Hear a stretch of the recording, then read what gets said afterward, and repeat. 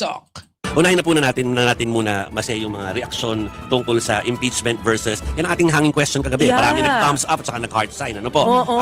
Pero ano ba sabi ni Senator Tito Soto o ni Senate President Tito Soto tungkol sa posibilidad na yan? Eto daw, aaksyonan daw. Forthwith, ha? Ni Senate President Tito Soto kapag may umakyat na impeachment cases sa Senado laban kina Pangulong Bongbong Marcos at Vice President Sara Duterte. Pero giit niya para naman daw nauuna pa ang kariton kaysa sa kabayo. Kinwestiyon din ni Soto kung meron Kabayo! namang existing Kabayo! impeachment cases. Yan.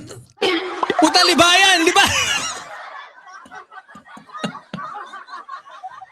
Eto! Nabanggit si Libayan! Nauna pa yung kabayo! O yun!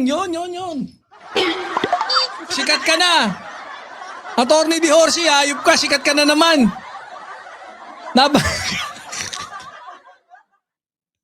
Nabanggit eh! Ayan o! That's putting the cart before the horse. Oh, yun! Pasok! Gusto ko tong topic na to.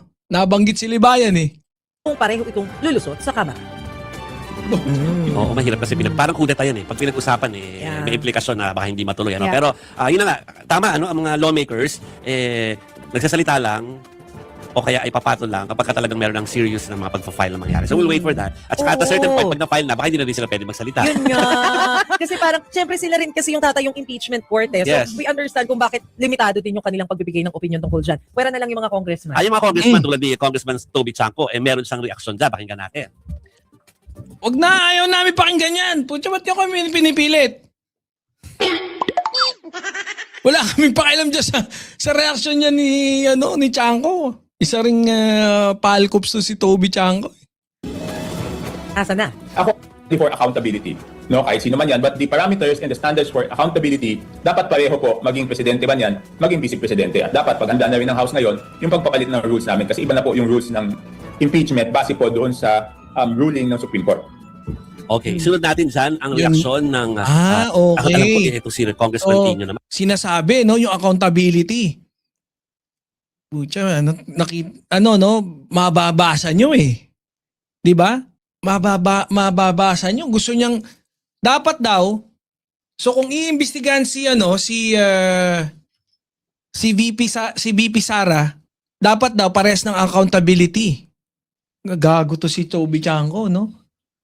Talagang traidor kontra traidor eh. Pero yun talaga eh. Kung iimbestigahan nga, yun yung patas. Pero coming out from a family, hindi malayong man traidor din to. Ahas tong Toby Chanco na to. Ito niya, pakinggan niya sabi Base po doon sa ruling ng Supreme Court. Presidente man yan, maging vice presidente. At dapat accountability. No, kahit sino man yan, but the parameters and the standards for accountability, dapat pareho po, maging presidente man yan, maging vice presidente. At maging presidente.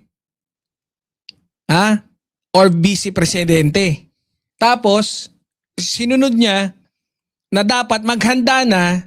So, ibig sabihin, no? Doon pa lang, pagka pumasok yung impeachment kay PBBM, malaki ang chance or ang probability na paharapin din si PBBM doon.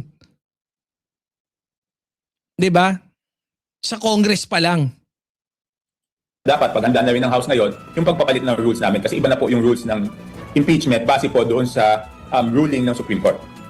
Okay, sunod natin dyan ang reaksyon ng, alam ko, itong si Congressman Tino naman, aside from, magre-react siya tungkol sa impeachment po sa Pangulo, pero alam ko, nandun din siya sa press con, nung sa mga naghahanda naman para sa impeachment ni Vice President Ni VP Sara. Sara Duterte. So, ano ang kanyang reaksyon? Ay, naaral natin yung mga grounds. Kailangan, may managot dito sa flood control corruption na ito at malinaw na yung unprecedented na pandarambong ay nangyari sa presidency ni Ferdinand Marcos Jr. So, Isa ring kupal to no? Eto. Taka mukha nung sa Wait, dapat ito, itapik natin lagi ito. Barahin ko lagi ito, tong gagon to.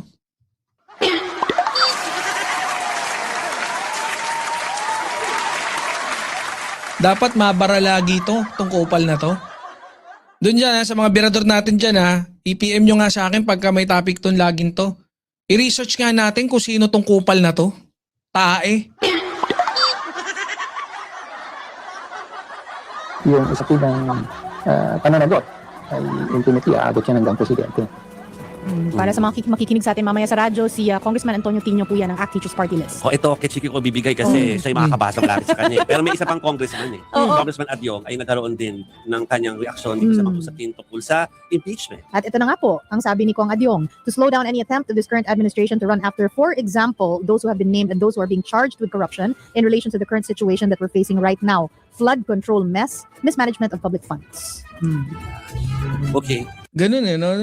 Kung wala ka rin naman talagang sasabihin, tapos bastos pa eh, no? Congressman tapos ang tawag kay PBBM eh, ano no? Ferdinand Marcos Jr. Anyways, ganyan talaga, marami mga taong bastos. Kahit teacher pa yan, minsan bastos. Ay, Katinyo. Pag ikaw nakita kita sa kanto, sisigawan kita. Oh. Gago, no? So, ika nga, Pa-impeach na natin lahat. Sino na matitira sa atin? Sabi nyo nga, di ba, meron namang succession. may successor. Pero Diyos ko, Ang gulo-gulo. Yan. CJ. Parang ako, ang gusto ko na lang sana mangyari ngayon, makakita ng mga big fish na makukulong, na involved dun sa anomalies. Ayoko na ng Oo nga, no? impeachment. Kasi ilang taon na lang eh. Ba't di pa patapusin yung mga Dapat ganun talaga eh. Yun na lang din eh. Siguro ako, kagaya nga na sinasabi ko eh. Since si PBBM at saka si Secretary or si Ombudsman Boying nagsabi na meron makukulong, sabi ko, ngayon, mas okay na i-push natin na meron nga talagang makulong. 'Di ba? Medyo naipangako yan eh. No, bago magpasko, merong big fish talaga na makukulong. Siguro okay lang na ikalampagin natin at hingin natin no, yung resulta dun sa ipinangakong yon. Pero yung kunyari, pati si PBBM na kung saan sumigaw na mahiya naman kayo or pinaimbestigahan yan, nagbuo ng mga ang dami kasing eh. Ang dami rin ngayon talaga mga Kaya ako ito, antay-antay lang kayo yung mga loyalista dyan, especially, yung mga loyalista, no? Antay lang kayo ng ng signal natin, ha?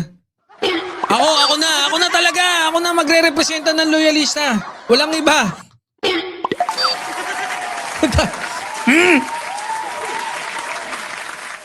Uchap, hintayin niyo yung udyat ko Pagka babanatan na natin mga dilawan ilag ka na lang, sentry.